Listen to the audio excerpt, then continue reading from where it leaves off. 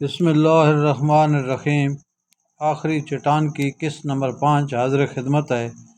شام کے وقت طلحہ بستی کے تمام بچوں کو اپنا چھوٹا بھائی دکھا رہا تھا۔ 5 سال کے بعد ایک دن احمد نے سعیدہ سے پوچھا، سچ کہو تمہیں طلحہ زیادہ عزیز ہے یا طاہر؟ سعیدہ نے غور سے دونوں کی طرف دیکھا اور کچھ دیر سوچنے کے بعد جواب دیا، مجھے معلوم نہیں۔ احمد بن حسن کے گھر میں 12 سال کی عمر تک طاہر کی زندگی ایک سہانا خواب تھی۔ احمد بن حسن نے اس کی صلاحیتوں کو اجاگر کرنے میں کوئی دقیقہ فرو گزاشت نہ کیا۔ مدینہ کے علماء اور فنون حرب کے ماہرین کی اس نونہال بچے کے متعلق متفقہ رائے تھی کہ وہ کسی بڑے کام کے لیے پیدا ہوا ہے۔ احمد بن حسن اور سعیدہ کو اپنے بیٹے طلحہ سے کم عزیز نہ تھا، اور طلحہ بھی اس کے ساتھ اپنی زندگی کی بیشتر دلچسپیاں وابستہ کر چکا تھا۔ 7ویں صدی ہجری کے ابتدائی برسوں میں ہلال و صلیب کی جنگیں از سر نو شروع ہو چکی تھیں۔ یورپ کے عیسائی طاقتیں گزشتہ برسوں میں فلسطین اور شام میں صلاح الدین ایوبی کے ہاتھوں پے در پے شکست کھانے کے بعد قسطنطنیہ کو اپنا مرکز بنا کر بازنطینی سلطنت کو پھر ایک بار مشرق کی طرف پھیلانے کے لیے جدوجہد کر رہی تھیں۔ مصر کی افواج پھر ایک بار عالم اسلام کی طرف عیسائیت کے سیلاب کی تازہ لہروں کے سامنے آخری چٹان کا کام دے رہی تھیں، لیکن بغداد میں سلطنت عباسیہ پھر ایک بار اپنی بے توجہی اور غفلت کا ثبوت دے رہی تھی۔ شام کے تاجروں کا ایک قافلہ مدینہ پہنچا اور ان کی زبانی نصرانیوں کے نئے ارادوں کا حال سن کر احمد بن حسن جہاد پر جانے کے لیے تیار ہو گیا۔ رخصت ہونے سے ایک دن پہلے طلحہ نے کہا، ابا جان میں بھی جاؤں گا۔ احمد بن حسن نے اسے گلے لگا کر اس کی پیشانی پر بوسہ دیتے ہوئے کہا، میں تمہارے منہ سے یہ الفاظ سننے کے لیے بے قرار تھا۔ تم نے اپنی ماں سے ذکر کیا ہے؟ ہاں، وہ مجھے اجازت دے چکی ہیں۔ طاہر نے طلحہ کی جدائی کو بہت زیادہ محسوس کیا۔ 10 ماہ کے بعد احمد بن حسن واپس آیا اور اس نے اپنی بیوی سے کہا، سعیدہ میں تمہارے لیے ایک المناک خبر لایا ہوں۔ طلحہ، اس نے جواب طلب نظروں سے دیکھتے ہوئے کہا، ہاں ہم دونوں ایک ہی مقصد لے کر گئے تھے۔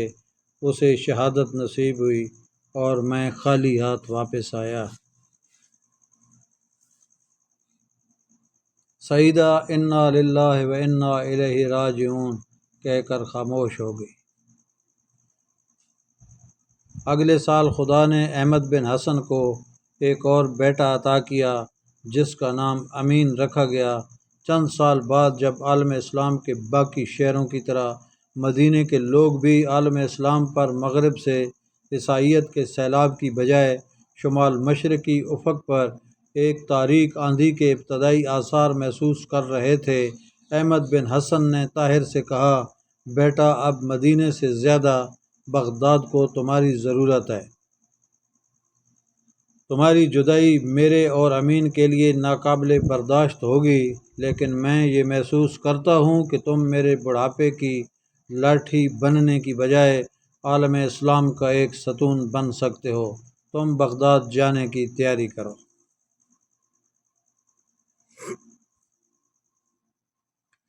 مدینہ میں احمد بن حسن کے سوا کسی کو طاہر کی دولت کا علم نہ تھا، لیکن کوئی ایسا نہ تھا جسے اس کے ساتھ عقیدت نہ تھی۔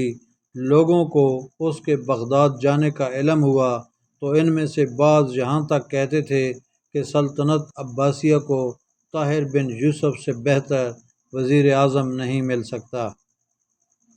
طاہر کو بغداد بھیجنے سے پہلے احمد بن حسن کو اس کے لیے قابل اعتماد ساتھی کی ضرورت محسوس ہوئی۔ اس کی بستی سے کوئی 3 کوس کے فاصلے پر ایک گاؤں میں زید نامی ایک شخص رہتا تھا۔ وہ چند سال قبل احمد بن حسن کے باغات کا محافظ رہ چکا تھا۔ زید ایک سادہ دل اور دیانتدار آدمی تھا۔ احمد بن حسن نے طاہر سے کہا، بیٹا، میں تمہارے لیے ایک نہایت ہی مخلص اور دیانتدار خادم کی ضرورت محسوس کرتا ہوں۔ سر دست مجھے زید سے بہتر آدمی نظر نہیں آتا۔ اگر مناسب سمجھو تو اسے ساتھ لیتے جاؤ۔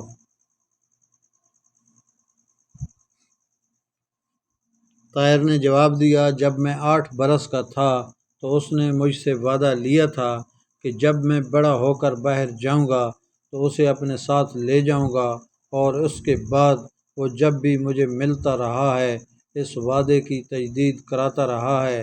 احمد بن حسن نے کہا، تو پھر اسے بلاؤ، میں اسے چند باتیں سمجھانا چاہتا ہوں۔ طاہر نے مسکراتے ہوئے جواب دیا، وہ آج صبح سے مسجد میں بیٹھا ہوا ہے۔ اسے ڈر ہے کہ میں اسے چھوڑ کر نہ چلا جاؤں، بلاؤ اسے۔ طاہر تھوڑی دیر بعد اپنے ساتھ ایک میانے قد کے قوی ہیکل آدمی کو لے آیا۔ اس کی عمر 40 سال کے لگ بھگ تھی اور چہرے پر غایت درجے کی معصومیت تھی۔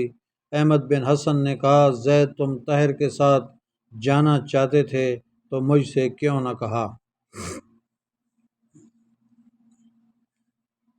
زید نے سادگی سے جواب دیا، سچی بات تو یہ ہے کہ بڑی عمر کے تمام لوگ مجھے بے وقوف سمجھتے ہیں، اور مجھے ڈر تھا کہ آپ بھی مجھے ایسا ہی سمجھتے ہوں گے اور میرا جانا پسند نہیں کریں گے۔ تو تم تیار ہو؟ میں 20 سال سے بغداد جانے کے لیے تیار بیٹھا ہوں، لیکن جب کبھی مدینے سے کوئی وہاں جاتا ہے تو مجھے کہتا ہے کہ تم بھیڑیں چرانے کے لیے پیدا ہوئے ہو، بغداد میں کیا کرو گے؟ احمد بن حسن نے جواب دیا، لیکن میں تمہیں یقین دلاتا ہوں کہ بغداد میں تمہاری ضرورت ہے۔ دیکھیے، مجھ سے مذاق نہ کیجیے، میں غریب سہی لیکن اپنے سینے میں دل ضرور رکھتا ہوں۔ اگر آپ مجھے طاہر کے ساتھ نہیں بھیجنا چاہتے تو صاف کہہ دیجیے۔ میں جانتا ہوں کہ میں ایک بیکار آدمی ہوں۔ احمد بن حسن نے ہنستے ہوئے طاہر سے کہا، بیٹا، اسے کوئی تکلیف نہ ہو، اور پھر زید سے مخاطب ہوتے ہوئے کہا، زید، طاہر پرسوں یہاں سے روانہ ہوگا، تم تیار ہو کر پہنچ جاؤ، میں وعدہ کرتا ہوں کہ یہ تمہیں اپنے ساتھ لے جائے گا۔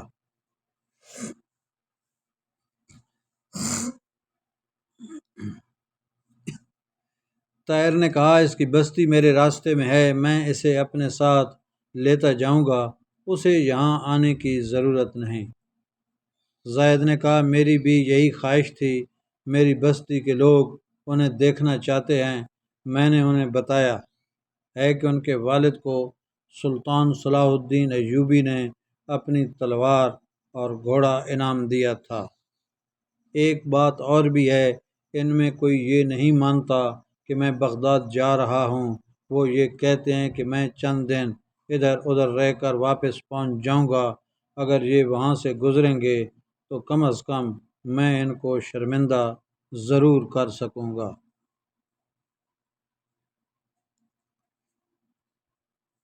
احمد بن حسن نے کہا، اچھا جاؤ، طاہر پرسوں صبح تمہاری بستی میں پہنچ جائے گا، اب تمہیں یہاں پہرا دینے کی ضرورت نہیں، میرے وعدے پر اعتبار کرو۔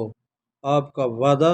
میں سچ کہتا ہوں کہ اگر آپ مجھے آسمان پر پہنچا دینے کا وعدہ کریں تو بھی یقین کر لوں گا۔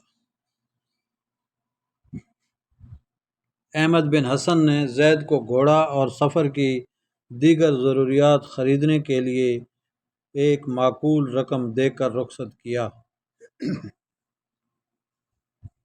احمد بن حسن سے رخصت ہو کر طاہر نے زید کی بستی کا رخ کیا۔ زید بستی سے باہر درختوں کے سائے میں بیٹھا اس کا انتظار کر رہا تھا۔ اس کے ارد گرد بستی کے چند بچے جمع تھے۔ ایک گھوڑا درخت سے بندھا ہوا تھا اور زید جنگ کے تمام ضروری اور غیر ضروری سامان سے لیس تھا۔ اس کا فربا جسم تنگ زرہ میں بہت بری طرح کسا ہوا تھا اور خون کے دباؤ کی وجہ سے اس کا چہرہ سرخ ہو رہا تھا۔ اس کے دونوں ہاتھوں کو مصروف رکھنے کے لیے نیزہ اور ڈھال کافی تھے۔ پیٹھ پر اس نے 2 ترکش باندھ رکھے تھے۔ کمر میں ایک تلوار اور 2 خنجر لٹک رہے تھے۔ کمان، کمند اور خوراک کا تھیلا اس نے گھوڑے کی ذہن کے ساتھ باندھ رکھا تھا۔ زید نے طاہر کو دیکھ کر اٹھتے ہوئے کہا، آپ نے بہت انتظار کرایا۔ لوگ آپ کا انتظار کر کے اپنے گھروں کو چلے گئے ہیں۔ طاہر نے کہا، اب گھوڑے پر سوار ہو جاؤ، دیر ہو رہی ہے۔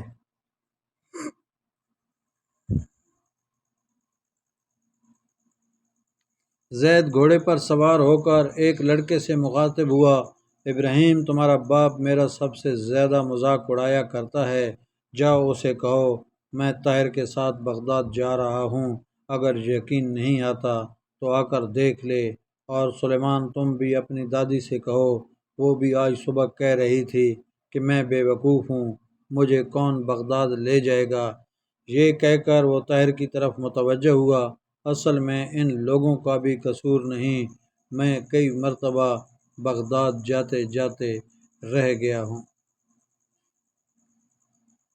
طاہر نے مسکراتے ہوئے کہا، اب چلو، دھوپ تیز ہو رہی ہے، جب تم بغداد پہنچ کر بستی والوں کو خط لکھو گے تو انہیں یقین ہو جائے گا۔ طاہر اور زید نے گھوڑوں کو ایڑ لگا دی۔ بستی سے کچھ دور جا کر طاہر نے مڑ کر دیکھا، زید کا چہرہ پہلے کی نسبت زیادہ سرخ ہو رہا تھا۔ اس نے گھوڑے کی باگ کھینچتے ہوئے کہا، زید، تمہاری زرہ تنگ ہے؟ زید نے جواب دیا، زرہ تنگ نہیں، میں کچھ زیادہ موٹا ہو گیا ہوں۔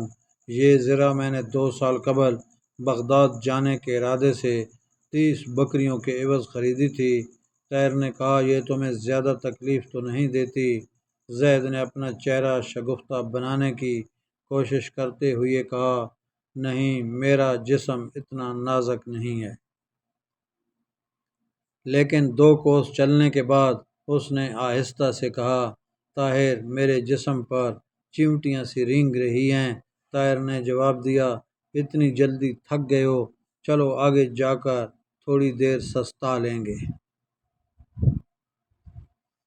طاہر، زید نے تھوڑی دیر بعد کہا، میرا جسم گھٹ رہا ہے۔ طاہر نے حد نگاہ پر درختوں کے ایک جھنڈ کی طرف اشارہ کرتے ہوئے کہا، چلو اس نخلستان میں اتریں گے، وہاں پانی بھی ہے، دوپہر وہاں ہی گزاریں گے۔ زید کی قوت برداشت جواب دے چکی تھی۔ اس نے تیسری بار گھوڑا روکا اور چلا کر کہا، طاہر، ٹھہرو، میں قریب المرگ ہوں۔ اور وہ طاہر کے جواب کا انتظار کیے بغیر گھوڑے سے کود کر تپتی ریت پر بیٹھ گیا۔ طاہر نے ہنستے ہوئے کہا، تم تو کہتے تھے کہ تمہارا جسم اتنا نازک نہیں ہے۔ زید نے دانت پیس پیس کر زرہ کو اتارنے کی ناکام کوشش کرتے ہوئے کہا، یہ نہیں اترتی، خدا کے لیے میری مدد کرو، مجھے ایسا محسوس ہوتا ہے کہ ہزاروں بچھو مجھے ڈنگ مار رہے ہیں۔ طاہر نے گھوڑے سے اتر کر بڑی مشکل سے اس کی زرہ اتاری۔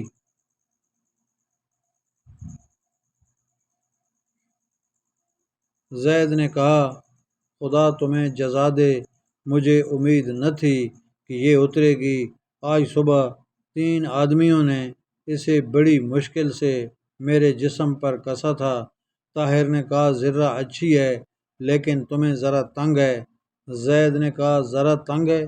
آپ یہ کیوں نہیں کہتے کہ ایک بے وقوف ہاتھی نے چوہے کے پنجرے میں گھسنے کی سزا پائی ہے؟ طاہر نے کہا، اچھا، اسے اٹھا لو، میں بغداد پہنچ کر تمہیں بہت اچھی زرہ لے دوں گا، یہ کسی اور کو دے دیں گے۔ زید نے دونوں ہاتھوں سے ریت کا گڑھا کھودتے ہوئے کہا، میں اسے یہاں ہی دفن کروں گا۔ میں سمجھوں گا کہ میری 30 بکریاں بیماری سے مر گئیں اور نئی ذرہ کی مجھے قطعاً خواہش نہیں۔ میں اس آہنی شکنجے میں پھنس کر دم توڑنے کی بجائے ننگے سینے پر تیر کھا لوں گا۔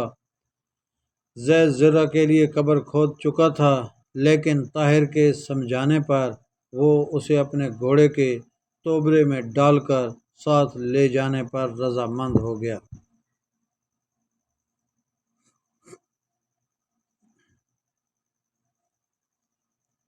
جاری ہے۔